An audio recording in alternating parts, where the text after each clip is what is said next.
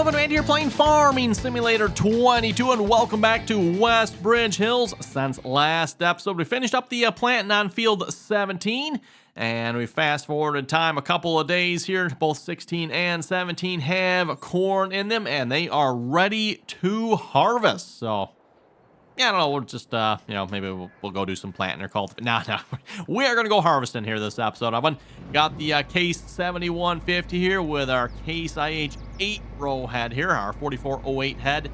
I don't know if this combine would run a 12-row or not, Evan. So we got the little 8-row on it here.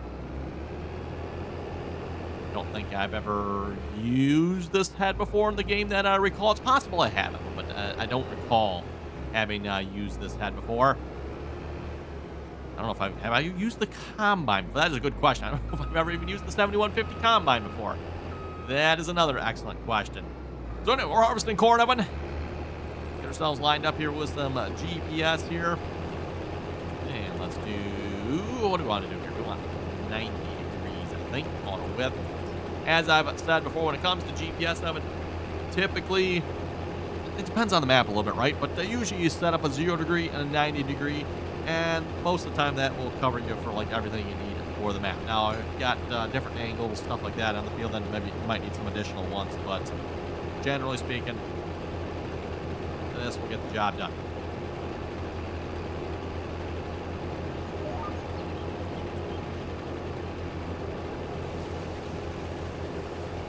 There we go. We are harvesting corn. Lovely 8 rows at a time. As a reminder, again, we do have a 16-row planter we are using for this here, so works out pretty good there as far as your planter to combine head ratio, right? 16 rows planting, harvesting 8 rows at a time, so it takes 2 passes to cover what the planter did, but again, that works out quite nicely. And as I've said many times before, that's typically how it's usually done with most farmers. Now, GPS is potentially changing that a little bit. Maybe making that not quite as necessary as it used to be back in the day, but again, even up until now, when it's pretty much most farmers match their header size to their planter size or some multiple thereof, right? And I always say multiple, Evan, so we were running pretty much right down the center row. What happened here? Oh, are we sliding off to the side a little bit? Oh, we are. Interesting. I guess needs to compensate a little bit. And actually, you know what? That is a perfect example right there, Evan, as to why, again, a lot of times farmers like to keep their header size and their combine size, the header size on the combine, and the planter to, the same width, right? Otherwise, if you're running, let's just say in this example, but we're planting with a 12-row planter, harvesting with an 8-row head. Well, you're going to harvest the first 8 rows. Those are going to line up perfectly. The next 4 are going to be good, but then you're going to have 4 rows from the next pass on the planter. And if that planter was potentially off by just a little bit of one, yeah, it might not be the end of the world typically, but it's not as good, right? Again, the better that your rows line up with the header, usually the better it goes for the header, right? Otherwise, if they're off by a little bit, the corn might not properly feed into the header. So again, having those rows line up as precisely as possible with your header is ideal. And again, like I said, of course, we're getting to the error here with GPS. GPS is getting right down to that sub-inch accuracy there. And not to mention, too, Evan, rather than relying on the GPS on the tractor, now we're putting GPS on the planter, or even some other implements for that matter, too, Evan. Like, GPS is migrating from the tractor to the implement. Tractor obviously still has GPS, too, but the implement GPS is actually like controlling it, right? So the implement GPS is telling the tractor where it needs to be. So if your planter starts drifting around a little bit, the GPS on the planter will hopefully correct the tractor and hopefully get that planter back where it needs to be. And of course, once that happens, well then, yeah, don't really need to match your combine header size to your planter size then. If you're achieving sub-inch accuracy on your rows, that's about as good as it's going to get, right?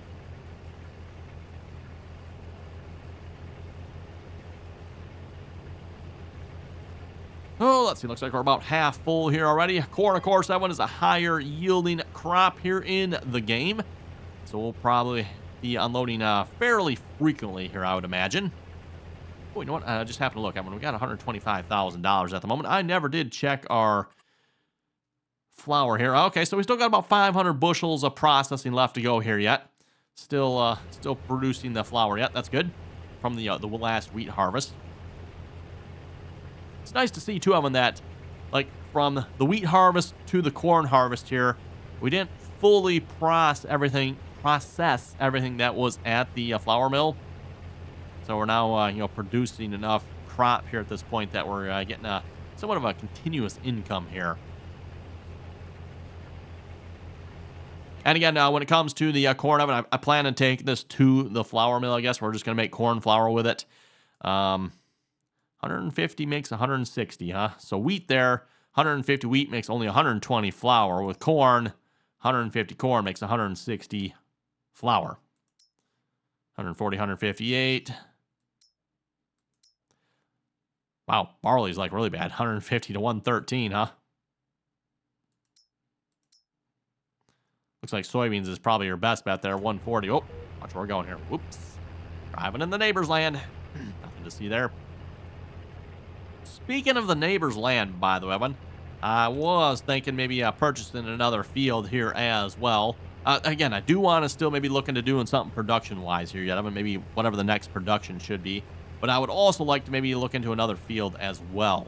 And we still have some additional loan we can take out yet. I'm not sure how much, but if we maybe max out our loan here again, add that with what we have, we can maybe look at affording another field here. And, of course, as far as fields go, I'm looking at maybe like 15 here, maybe 11. Actually, which one is cheaper here? 11. Come on. Oh, wrong screen. There we go.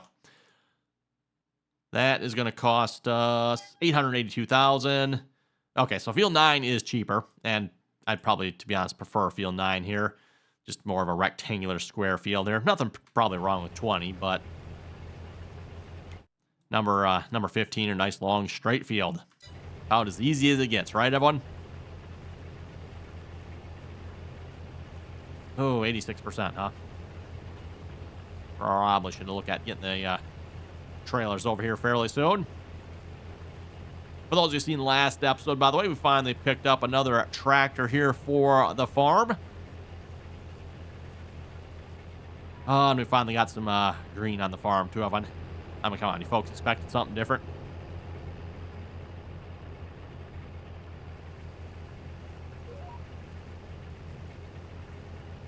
In fairness, Evan, I think I gave the red tractors a fair shake. I just didn't have anything that looked promising to me, other than maybe that 7200 series tractors. Those didn't look too bad, except they were, of course, more of the European models. Maybe if I had a good American model of it, that would probably help. Might have to look and maybe see if we can find a little bit better American model for those tractors. It's a problem with like most of the case equipment I have here. It's all very heavily European, right? Yeah, see, now on the back of these tractors, they put a good, proper American hitch on the back of these tractors, don't they?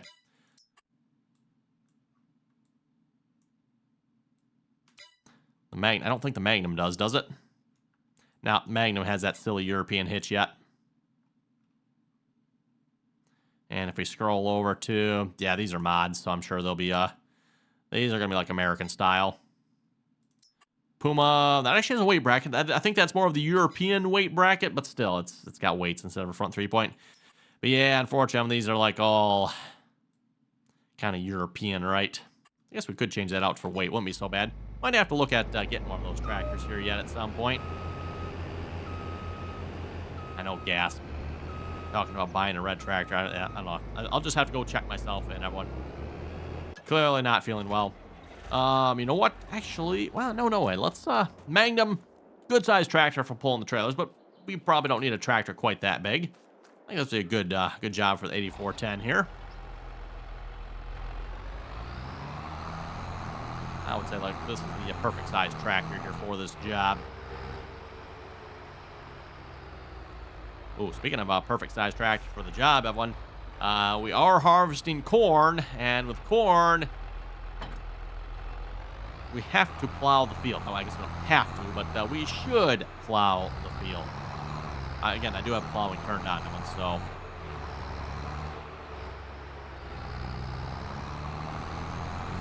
I don't think we own a plow here at the moment, so we might have to do a little bit more shopping here. Get purchasing a plow here of some sorts here. Well, again, both field 16 and 17 will need to be plowed.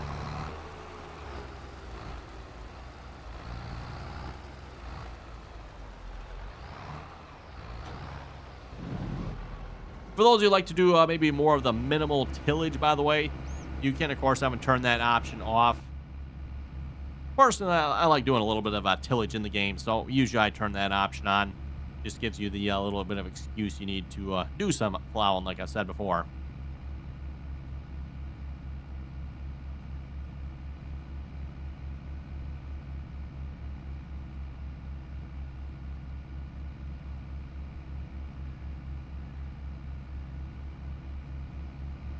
As I've noted before, still can't see the pipe here from the cab here in this combine. Again, I'm sure, like, real life, when you could, like, lean forward a little bit, but I don't think there's a way to do that in the game, is there? I mean, I guess you can change your field of view, but I don't know that that would necessarily help seeing the combine pipe. Oh, let's see what kind of progress we're making here. Probably going to be a little bit slow, but sure, again, like I said, I've been corn, high-yielding crop, so we're going to be filling up quickly. A little bit more unloading going on. We don't exactly have a grain cart here yet. We'll have to see once here. I don't think we necessarily need one yet, right? So, although it would be kind of nice.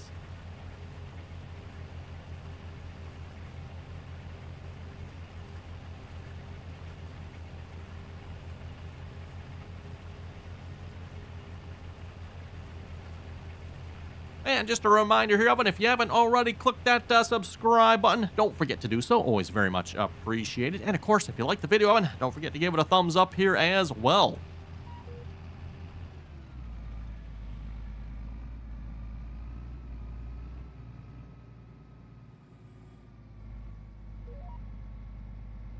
Nope, what happened? Oh, I just accidentally turned the combine off. Whoops. That would explain why we made that turn so quick. I'm like, why are we going so faster on that turn? Because I accidentally turned the combine off and it accelerated around the turn.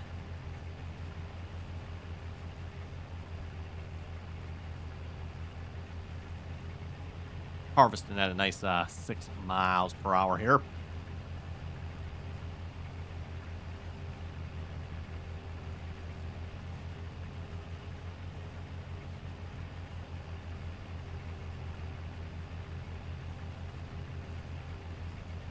Which, for those who wonder, by the way, that is a fairly reasonable speed. Might be a little bit on the high side, maybe, Evan, but that is a fairly reasonable speed for harvesting corn at. Again, it's going to depend a little bit on your combine, what your combine is capable of, maybe what size header you're running on your combine here as well.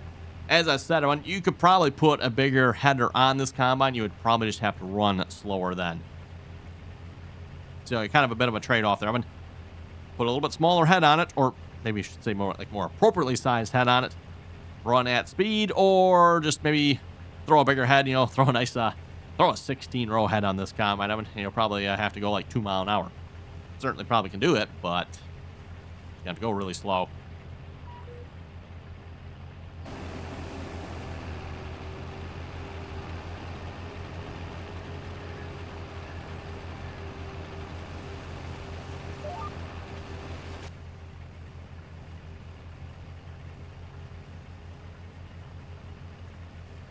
And we'll mention this here again as well, but maybe if you're new to this series and you're not familiar with this particular map here, Westbridge Hills was initially released back in Farming Simulator 2013 as part of the Titanium DLC.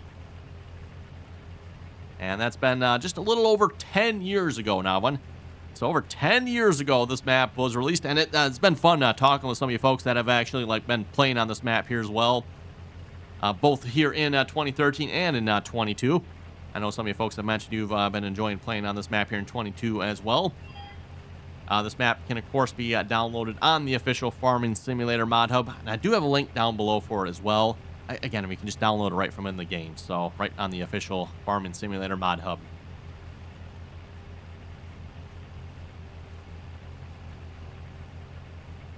And things have definitely changed a little bit here in the last 10 years when it comes to Farming Simulator and the games, of course.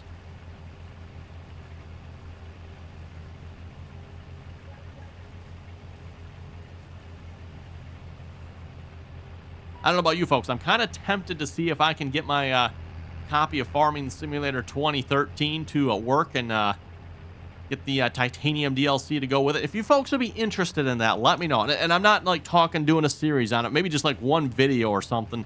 Just like, let's revisit 2013. So we're playing on this map, right, Evan?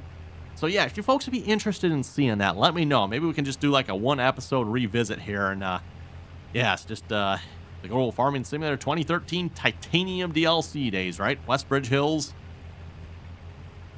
See what the graphics look like. What has changed? Yeah, you know, like the whole menu. Yeah, so many changes. So many changes. Don't even know where to start.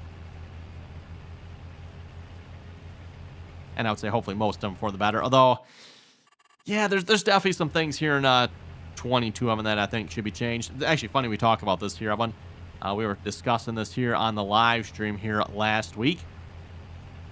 Like, is Giants going to be releasing a new Farming Simulator version this year? And if they are, what would we like to see changed? Of course, my number one suggestion, Evan, is this game absolutely needs to have GPS at this point. There was no excuse, in my opinion, for Farming Simulator 22 not to have it. In fact, there was no excuse for Farming Simulator 19 not to have it. Really wasn't even an excuse for Farming Simulator 17 not to have it. Or 15. Even 13, maybe. But yeah, definitely 22. I mean, come on. We're 2022, Evan. Where is the GPS? And that's actually a really good question. I don't actually know. Like, why does this game not have GPS? I am not sure. My only theory at this point, Evan, is this is a European-based game, obviously. Giants is a European company. So this game is based a little bit more on the European style of farming. And as I've said before, one of the European farmers that I've watched, again, I don't watch that many European farmers. I mean, there's a little bit of a language barrier there, right? So, you know, the ones I do watch obviously speak English, or they might speak some other, but they at least will have English in the video. So again, I don't watch that many European farmers, but of the ones I do have, I have not seen a single one that uses GPS. And as I've said before, too, I know the European farmers I've watched reminds me of going back to the 1950s. Sorry to any of the European farmers I watch on YouTube, but we're in 2022. Oh, actually, we're in 2024 now. Like, might be time to get a little bit more of the times there, farmers. Yeah, a little bit backwards over there.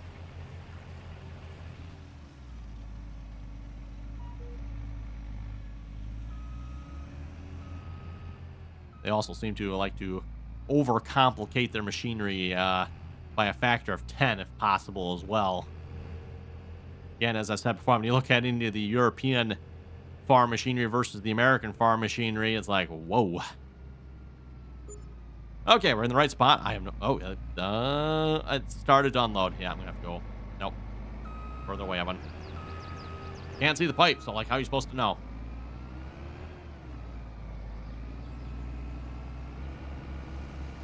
Yeah, there's just, like, so many things we could point out when it comes to that, everyone. You know, starting with, like, the tractors. You look at... Actually, let's go back to this one here. This was a good example here. Case Magnum. Look at that... Look at that hitch on the back. I mean, there's all hydraulics, and who knows what's all going on with that hitch there. And there's two different ones, too. Yeah, you got this one and that one, and ball hitch, and there's extra attachment points there. And now you go to the American hitch. Pretty complicated, that one. Like I said, steel bar with a hole in it. And yeah, they'll put this extra top piece on here as well. On the, at least the bigger hitches anyway. Drop the pin through, there's your hitch. Super complicated on that one. If I understand it correctly, though, it doesn't sound like you're really allowed to run the American hitch over in Europe, but then the same also goes for America here. The European hitch is not approved for use here in America either. Understanding, I just find that rather amusing. So the European hitch is not safe to use over here, but the American hitch isn't safe to use over there. Now, from the simplicity's sake, I know which one I'd prefer.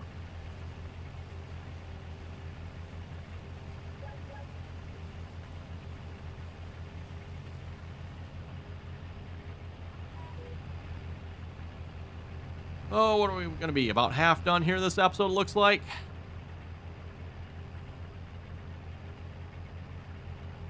It'd be nice to have a grain cart here right about this point, wouldn't it? Don't know if I want to spend the money on one at this point, though. Maybe once we get another field, look at some productions here. And then a grain cart would be nice. Especially when we're harvesting corn, Evan. A little bit higher yielding crop.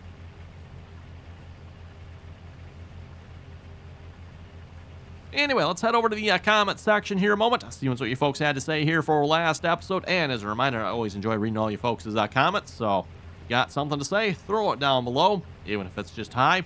Hey, cool. Like I said, always enjoy reading all you folks' comments. Norton was saying, finally, some green paint. Oh, you're telling me there, Norton. You're telling me. I was starting to get some serious problems here. Just driving this red equipment around all the time. Oh, boy. Yeah, it's bad. It's bad. Mason was saying Randy didn't notice that the first vehicle he almost hit was another sheriff. Oh. Nope, you folks didn't see that last time. I definitely did not hit a sheriff car. No, never do that.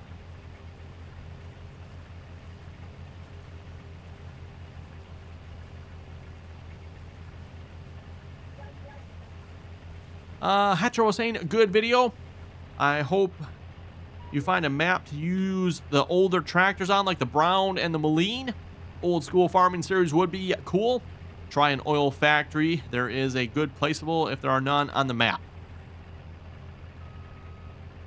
And yeah, like Hetro was saying there in his first part of his comment, I wouldn't mind seeing what we can find for a good map. Actually, I've got one in mind, Evan. It's a map I keep intending to do a series on, Evan. Just all these other ones have come up first, and well, we just haven't gotten to it yet. But again, like I said, I do have an old school map in mind that we might have to check out. We'll see once. Maybe after this map, Evan. Of course, I say that, Evan, and then we get to the end of this series, like, ooh, there's the next cool map that's out. We want to play on that one instead, so we'll see once.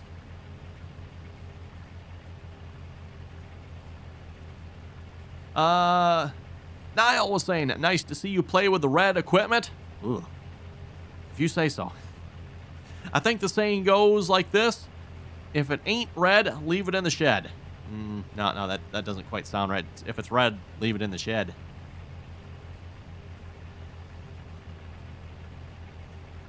Also, besides, do you know why John Deere equipment is green? It's so it can hide easier in the tree line while the real equipment is doing the work. What? Hide? Nonsense. No one ever hides their John Deere equipment.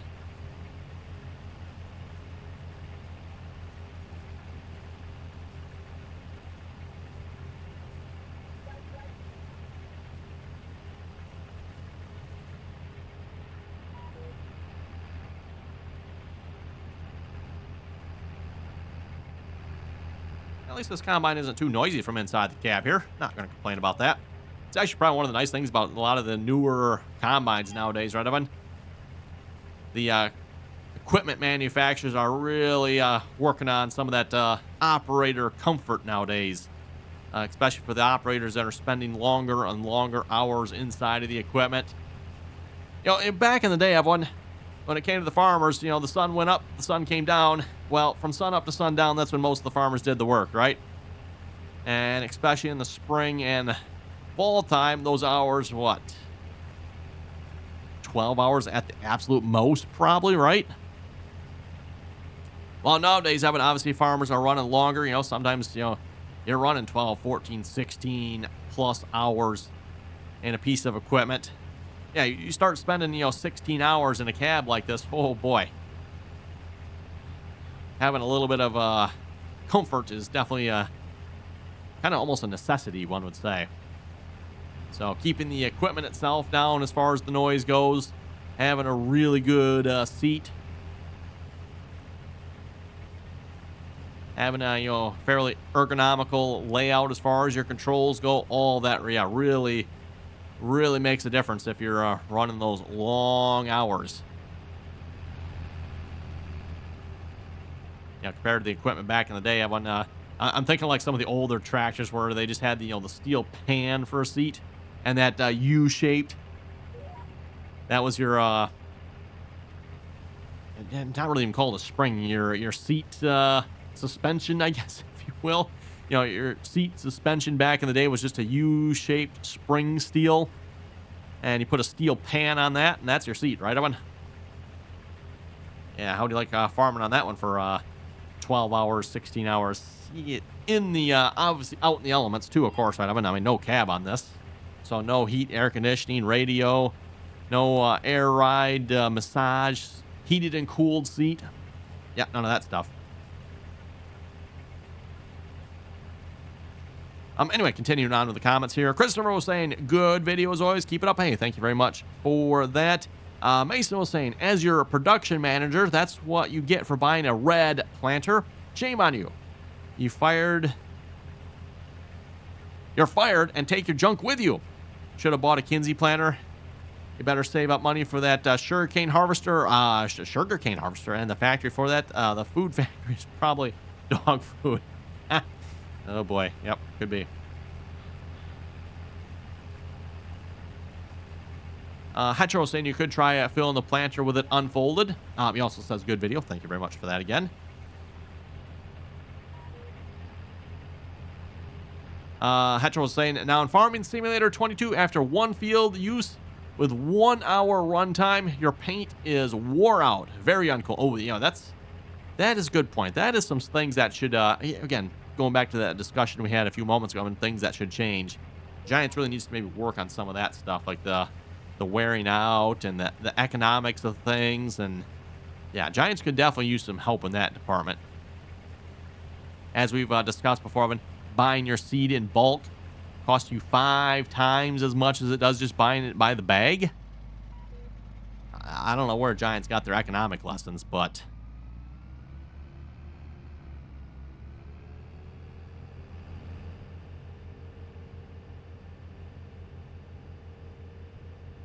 oh, let's see. Can we use our tracks here to line up? So according to this, is about where we were, so. And I can see it unloading. How do you do? Oh, we're a little. Okay, well, it's unloading. We'll take it.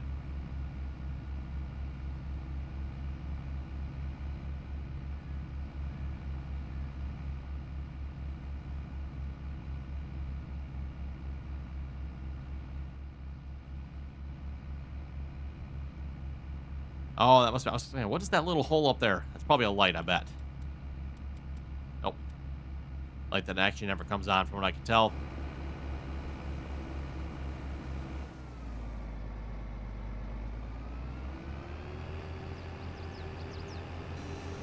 Mickey was saying we had a 5-row header on our Gleaner M2 years. Wow, really?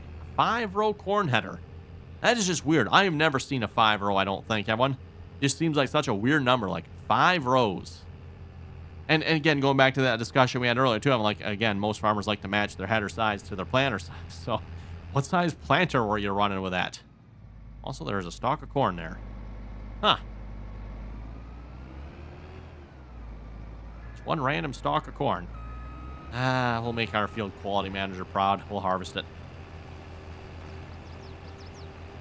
Now, my question is, Evan, was it worth harvesting that? Because we got 0.0 bushels from that.